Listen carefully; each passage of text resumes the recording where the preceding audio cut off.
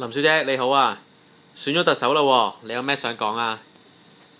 我就喺電視聽啦，咁呢就哇聽到我呢有啲好似瞓覺要發夢咁樣，咁啊就聽到話唐英年喊啦。咁首先呢，我就覺得佢就唔需要喊，因為佢身邊呢竟然有啲而家呢個世界已經義氣啲人唔知點樣寫㗎啦已經。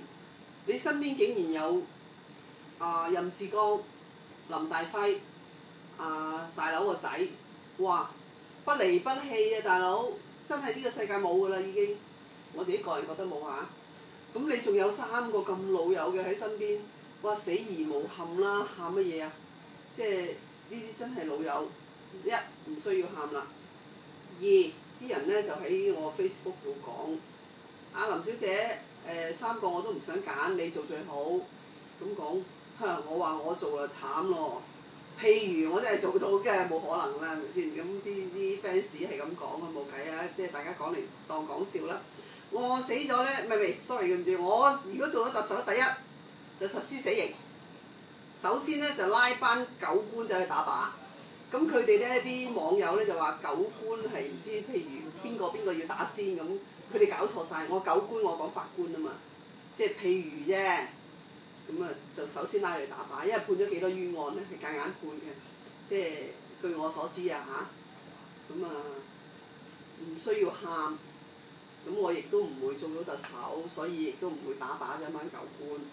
咁呢，就啲人話唐英年做唔到喺度喊，梁振英就做到就走啦移民。咁佢話應該唔使移民走啊。咁我話我第一個走咯。佢話你使乜走啊？咁我話咁講下啫，個人走啫都可以仲翻嚟噶嘛。佢哋嘅意思走呢，就係即係你成家就全部產業物業賣晒嗰啲叫走。走即係意思我唔再投資喺香港咁解啫嘛。咁係啊，就係咁咯。即係總之一句講晒，林大輝可能係潮州人啊，特別夠義氣。係喎，劉鑾雄都係潮州人喎。潮州人特別有義氣，但係任志剛唔係潮州人啦。但係都非常之有義氣，咁佢哋又再講笑話，新世界阿純哥走咗去投票投俾唐英年，影相站呢就站喺梁振英嗰度，咁我又喺度講笑啦，我梗係啦，大佬有邊個唔驚㗎？企咗上去起碼穩陣啲啊嘛，係咪先？咁呢，我今日呢就想講俾各位聽，其實呢，我都唔係話真係走嘅，即係譬如咁解啫走，即係唔再投資喺度，睇清楚啲先啫。我個人就好嘅，多謝林小姐。